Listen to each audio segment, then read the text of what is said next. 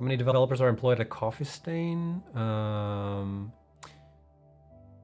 This is a two-part question. So how many developers are at Coffee Stain, and what advice would you give to a solo developer starting game development? So we are roughly 30-ish developers. This number varies a lot, goes up and down a bit. We've been between like 25 and 30 for a long time, and we try to stay around that number because it's tricky to manage a bigger studio, and it kind of changes how we work together and whatnot. But I think we're around 30-ish developers.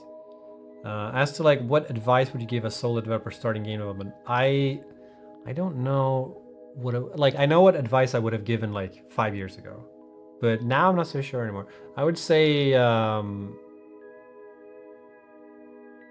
like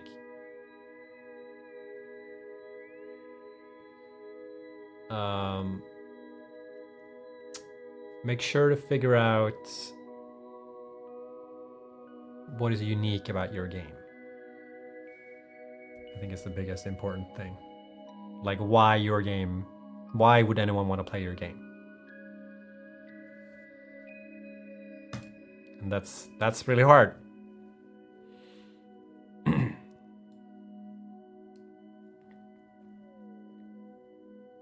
Give up. No, I don't know. I feel like because I worked in the game industry for 10 years now, and I'm like compared to a lot of people like that have been in the industry for 20 years, 30 years. It constantly evolving and changing, and that's why I meant like maybe I would like 5 years ago I would have given some type of advice, and now I don't know if that advice is viable anymore. It's very different when you're like creating something yourself and you're a solo developer versus when you're working in a team and you're trying to get a job as a game developer. I feel like the one of the best advice one advice I would give is go to what's Pirate Software's website. I can't remember the link. Make games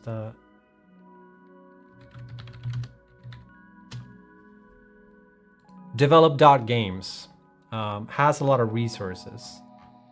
I think it's this one, right?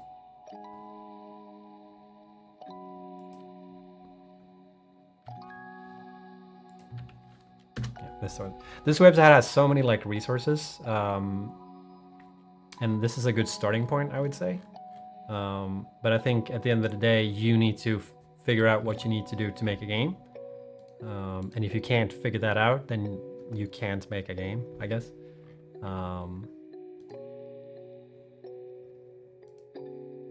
So yeah, make games, I guess.